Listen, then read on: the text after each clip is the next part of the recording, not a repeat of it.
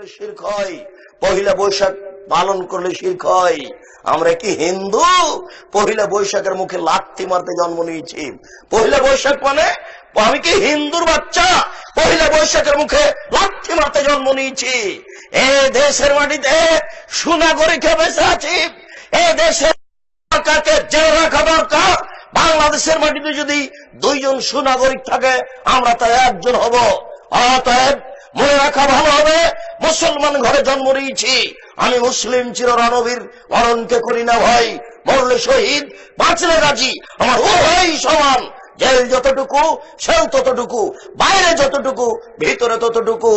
মরলে শহীদ, বাঁচলে গাজী, উভয়ই আমার সমান।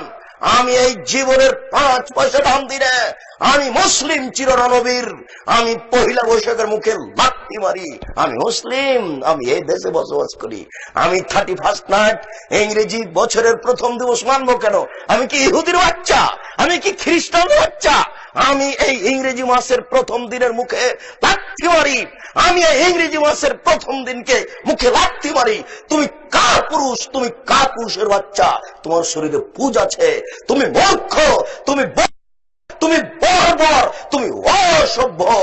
যত যুবক যুবতী এইসব দিবস মানে, যারা পান্তা ভাত নিয়ে গিয়ে বট গাছের নিচে ইলিশ মাছ দিয়ে খায়, এবং যারা একে মানে, যাকে এরা হিসাব করে, যত নেতা, যত নেত্রী, যত ছাত্রী, যত ছাত্র, যত শিক্ষক, যত শিক্ষিকা, এরা সবাই বন্য, এরা সবাই বর্বর, এরা সবাই অসভ্য। যারা এইসব দিনকে পালন করে, আমি আব্দুর রাজ্জাক যদি তাদের মূর্খ প্রমাণ না করতে পারি, আমি জাতির সামনে জিন্দেগি তার কোনোদিন আসবো না। আজ